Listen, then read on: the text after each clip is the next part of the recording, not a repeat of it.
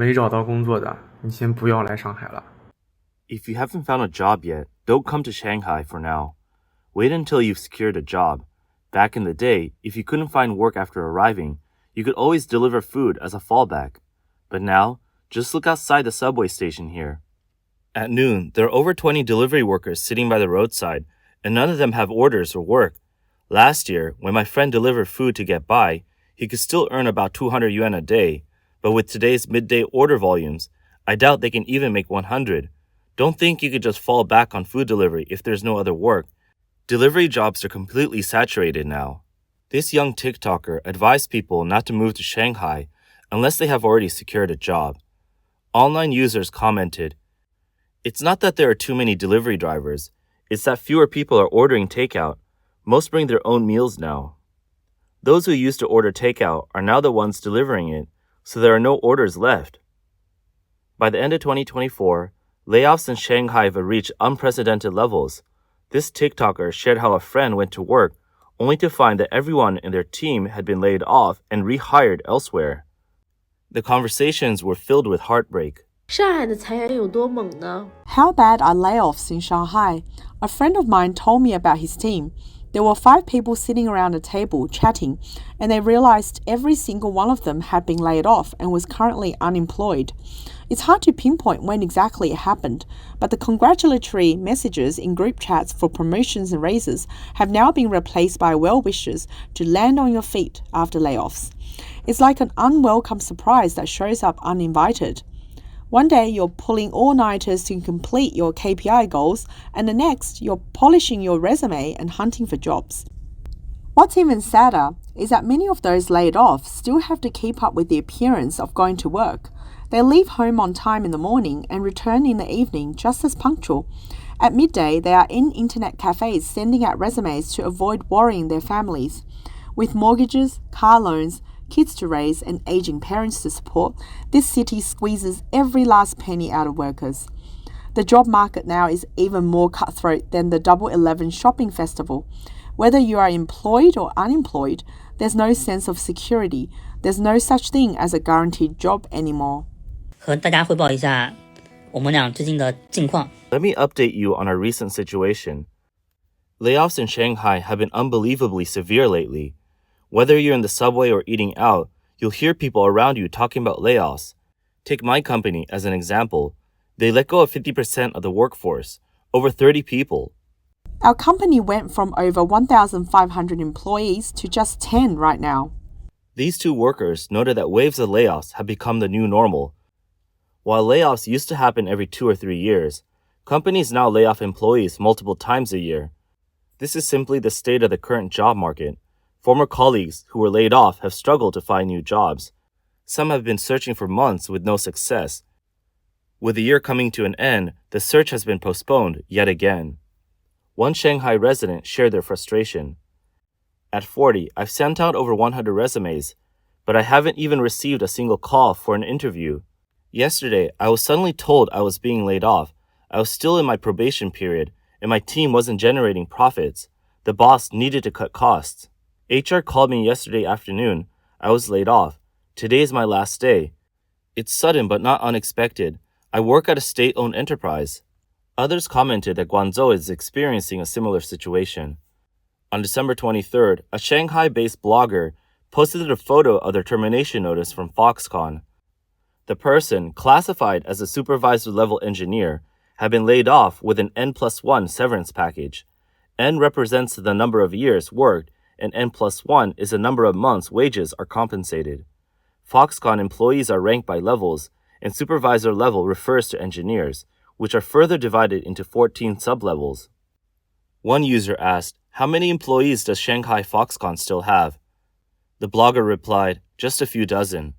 Another person remarked, "The same thing is happening at Beijing Foxconn."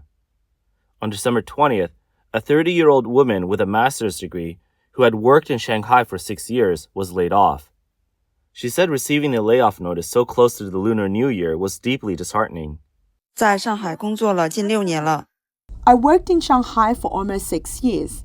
Just a few days ago, HR called me in for a meeting and told me the company wasn't renewing my contract due to poor performance. They're offering severance equivalent to 1 month's pay since they gave me a month's notice. 这2年，上海的就业环境确实很不好。 Shanghai's job market has been tough these past 2 years. Big and small companies alike are laying off employees. It's not just me. Recently, JAC Motors shut down, leaving thousands unemployed in an instant. The chill of the job market is creeping in fast.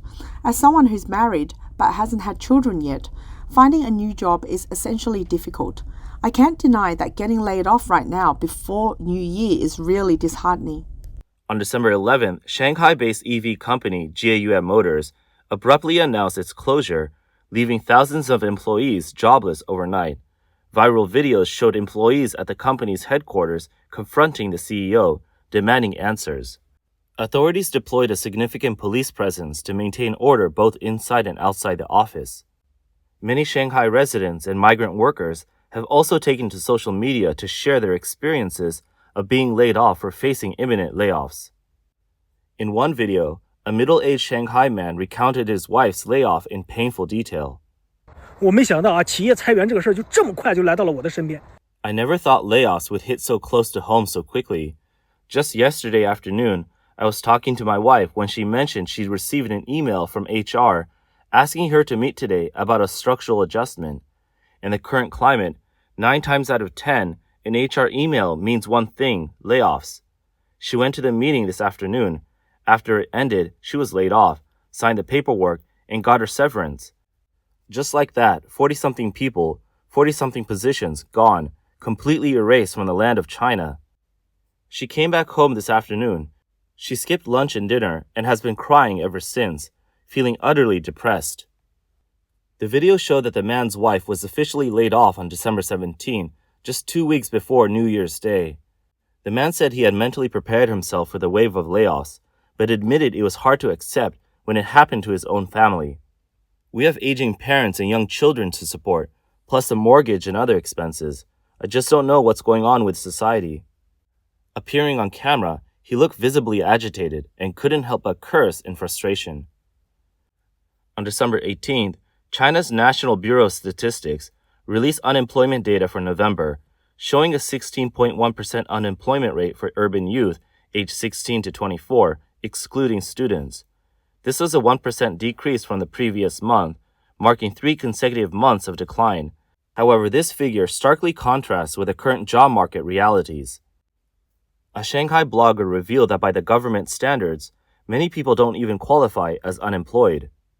A TikToker from Shanghai posted a video questioning the data, saying it's shocking that being jobless doesn't necessarily mean being classified as unemployed.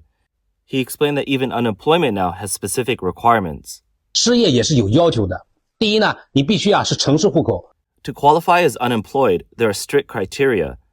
First, you must have an urban household registration. Rural residents don't count as unemployed because they can still farm. Second, you must have previously been employed and have paid into social insurance for over a year. Recent graduates without jobs don't qualify because you can't be unemployed if you've never been employed. Third, quitting your job doesn't count as being unemployed. You must have been laid off and received an official termination certificate from your employer. Fourth, you must have had continuous employment for at least 3 months. If you're working gigs and have no jobs lined up, that doesn't count as unemployed because it's considered flexible employment. Do you meet these qualifications to be considered unemployed? Back in March, Shanghai writer Duan Yuwen shared a video on his Weibo account highlighting Shanghai's economic challenges. He listed issues like stagnant sales in the second-hand housing market, the closure of downtown shopping malls, and office spaces offering free rent. However, his account was suspended shortly after posting the video. The situation isn't limited to Shanghai. In Guangzhou, another major city, similar issues persist. A TikToker from Guangzhou explained that layoffs are happening everywhere, including at her own company. HR announced the first round of layoffs in a group chat, letting go of 10 employees. She described the struggles of working-class people. She shared that her company used to pay salaries on the 15th of every month. However, starting a few months ago, HR began issuing notices of payment delays. Recently, HR announced that due to fewer orders this year, the company would lay off around 10 employees, with 2 from each department. In her department, one was a new hire, and the other was a 35-year-old divorced mother with a child and a mortgage. The woman described the difficulty of such situations, particularly for those with heavy financial burdens. You might not believe it, but in Guangzhou, there are still many people living under bridges. Their main work is delivering food. Many of them were once employees at big companies. To save money, they've had to cut every possible expense, forcing themselves to live under bridges and take on the most basic jobs just to make ends meet. The wave of unemployment is spreading across the country. Anhui Province, home to major automakers like Chery, JAC Motors, NIO, Changan, BYD, Volkswagen, and Hanma Technology, has also been hit by significant layoffs. A family member of an employee revealed that many companies are cutting staff, reducing wages, and increasing workloads to force resignations. Her husband was recently laid off, leaving her feeling anxious about their financial future. A woman who specializes in recruiting factory workers said several of her employees were recently let go because factories had no orders. She shared, "They've been out of work for over half a month, only working 8-hour shifts daily because there's no demand." The woman stated that China's manufacturing industry is currently in decline, with many factories operating without any orders. Comparing the situation to other countries, she noted that factories in Vietnam already have orders lined up until May or June next year. Even more strikingly, factories in India have secured orders through the end of next year. She questioned why Chinese factories aren't busy during what should be their peak season. Why are there no orders? Is China's manufacturing industry really declining? On December 19th, reports circulated that leading dairy company Mengniu had laid off 6,000 employees. In the comments section, one individual claimed that they had not received the legally mandated N+1 severance and only got 2 months' pay after a long delay. Currently, the WeChat version of the article on Mengniu has been removed due to complaints of alleged copyright infringement. On December 23rd, Chinese media outlet Southern Daily reported that a source close to Mengniu confirmed recent layoffs but stated that the number of employees affected differs significantly from rumors. The report noted that Mengniu's workforce has indeed decreased. As of June 2024, the company employed over 43,000 staff across China, Hong Kong, Oceania, and Southeast Asia, a reduction of approximately 3,000 employees compared to the end of last year. In the first half of 2024, Mengniu's revenue and profits both declined. Revenue fell to 44.7 billion yuan, down 12.6% year-over-year, while net profit attributable to shareholders dropped to 2.4 billion yuan, a 19% decline. To cut costs, the company has resorted to reducing staff and trimming sales expenses. On November 1st, a vlogger named No Words Forced posted a video describing the current job market challenges. Fresh graduates struggling to find work, 35-year-olds being laid off, individuals working multiple roles, and delayed retirements, all while holidays are scarce. Where have all the jobs gone? Seriously, I'm baffled. Where did all the jobs go? Fresh graduates can't find work. People in their mid-30s, no matter how well they perform, are getting laid off. My feed is filled with posts about people optimized out of their roles. Even when you graduate, you end up in labor arbitration. At our company, every few days, there are fewer people on our floor. One day you show up, and the newly emptied desks make you shiver in fear. The vlogger expressed confusion. Isn't the population decreasing? Why is finding a job getting harder? Aren't we dealing with an aging society? Yet the number of graduates hasn't gone down. The video suggests several reasons for the difficulties. Small businesses are closing. Large corporations are cutting costs. AI is replacing workers. College graduates have high expectations. Economic growth is slowing, and industries are restructuring. He then added, if that's the case, at least give us holidays. Don't keep us working 6 days a week. It's exhausting. Overworked and underpaid, with delayed retirement. No wonder there's widespread despair. He also highlighted a contradiction. Technology is advancing, services are more comprehensive, and national power is stronger, but the economy is worsening. GDP has doubled over the past decade, yet people are earning less and less. Why is everyone so anxious? Why has giving up become a goal? Why does everyone want to quit striving? It's because we're just exhausted. The video and its comments were subsequently removed from the platform. In some cases, workers' frustrations have boiled over into violence. On the evening of December 19th, reports surfaced online that workers at Yongkang Zhongxi Technology in Zhejiang had set fire to a building. The incident allegedly stemmed from the company's refusal to offer severance pay and attempts to force employees to resign. Terms like economic slowdown, debt, unemployment, business closures, and declining consumption have become defining features of China's economy in 2024. Despite the Chinese government introducing new incremental policy tools in September to stimulate the economy, most of the fiscal support has gone to local governments, with minimal impact on households or consumer demand. A brief surge in the stock market quickly reversed. At the Central Economic Work Conference in early December, Chinese leaders once again pledged more fiscal and monetary policy support. However, market confidence remains low. A scholar based in Australia, Yuan Hongbing, stated that President Xi Jinping's policy approach is fundamentally incompatible with modern economic development. He argued that China's economy is unlikely to improve and warned that the ongoing unemployment crisis is even more alarming than declining economic indicators. Yuan cited internal sources claiming that nearly 12 million university graduates enter the workforce this year.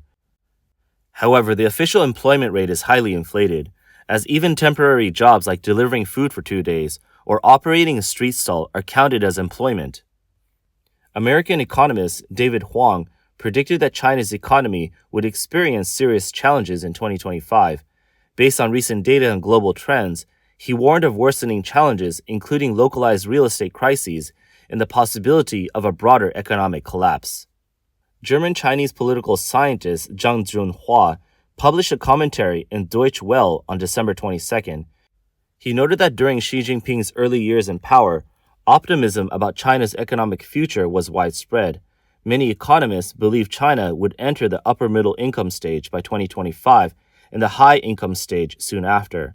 However, harsh pandemic policies and poorly implemented economic strategies have pushed the economy into deflation. Zhang pointed out that as early as 2017, Beijing claimed that China's middle-income population has surpassed 400 million by 2020 and announced the eradication of poverty. However, former Premier Li Keqiang revealed in 2020 that 600 million Chinese citizens earn less than 1,000 yuan per month. Head of Zhejiang University's Institute for Shared Development, Li Shi, estimated that around 900 million people in China now earn less than 3,000 yuan per month. Despite official efforts to paint a rosy picture of the economy, Guotou Securities chief economist Gao Shanwen noted that China's GDP growth data has been overstated by approximately 10 percentage points over time. Gao warned that as the economy deteriorates, the financial burdens on ordinary citizens are becoming increasingly unbearable. Many people are struggling to afford basic necessities. A surge in foreclosed homes has been observed. Homelessness is on the rise, and indiscriminate violent incidents are becoming more frequent. He concluded that these issues reflect a troubling return to collective poverty.